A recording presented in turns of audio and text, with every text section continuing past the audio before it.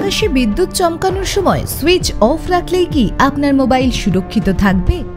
বজ্রপাতের সময় electric device নষ্ট হওয়ার একটা সম্ভাবনা থেকে যায় প্রতিটা ঘরে, কিন্তু কিভাবে তা সুরক্ষিত রাখবেন? ঝড় বৃষ্টির সময় আপনার মোবাইল কিংবা ইন্টারনেটের রাউটার যদি অন থাকে তাহলে কি আরো বড় বিপদ হতে পারে? এই ভিডিওতে দেখুন দুর্যোগের সময় ঠিক কি করা উচিত। অনেকেই বাড়ির বৈদ্যুতিন এবং বৈদ্যুতিক যন্ত্রপাতি রক্ষা করতে বজ্রপাতের সময় সেগুলি প্লাগ থেকে খুলে রাখেন। টিভি, ফ্রিজ, এসি, ল্যাপটপের মতো যন্ত্রের ক্ষেত্রে এই ধরনের কাজ অনেকেই করেন, কিন্তু মোবাইল ফোন নিয়ে কি করবেন? সেটি কি পুরোপুরি সুইচ অফ করে দেবেন?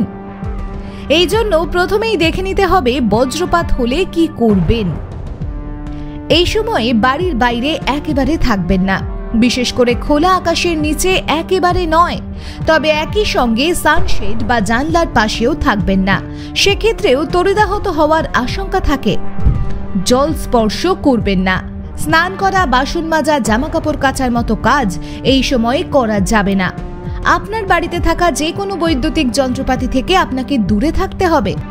ল্যান্ডফোন ব্যবহারের ক্ষেত্রেও কিন্তু বিপদ হতে পারে। কিন্তু প্রশ্ন অনেকের মনে থেকেই যায়, এই সময় কি স্মার্টফোন ব্যবহার করা উচিত? বিশেষ করে কারোর সঙ্গে যোগাযোগ করার ক্ষেত্রে কি স্মার্টফোন ব্যবহার করা যাবে, কিংবা ইন্টারনেট ব্যবহার করা যাবে? বিশেষজ্ঞরা বলছেন ঘরের ভিতরে থাকলে স্মার্টফোন ব্যবহার করা যেতে পারে, কিন্তু ইন্টারনেট বন্ধ রাখাই ভালো। তবে যদি মারাত্মক আকারে বাজ পড়ে সেক্ষেত্রে ফোনটি পুরোপুরি বন্ধ করে দিতে পারেন। না হলে স্মার্টফোনটির তো বটেই, যিনি সেটি ব্যবহার করছেন তাঁরও বিপদ হতে পারে।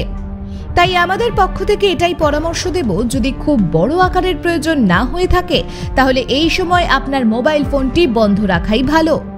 এবার বাড়িতে রাখা বাকি ইলেকট্রনিক ডিভাইস যেমন টিভি, ফ্রিজ, ওয়াশিং মেশিন এসবের ক্ষেত্রে কিন্তু শুধু সুইচ অফ রাখলেই চলবে না, রীতিমতো বিদ্যুতের প্লাগ খুলে রাখতে হবে ইলেকট্রনিক বোর্ড থেকে। বিশেষ করে মনে রাখবেন, আমাদের পশ্চিমবঙ্গে কিন্তু প্রতি বছরই বাজ পড়ে, মৃতের সংখ্যা বাজ পড়ে বেড়েই চলেছে।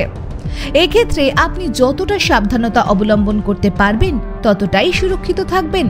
তাই ঝড় বৃষ্টির সময় রাজ্য সরকারের পক্ষ থেকেও বিভিন্ন প্রচার চালানো হয় কিভাবে আপনি এই বজ্রপাতের হাত থেকে রক্ষা পেতে পারেন।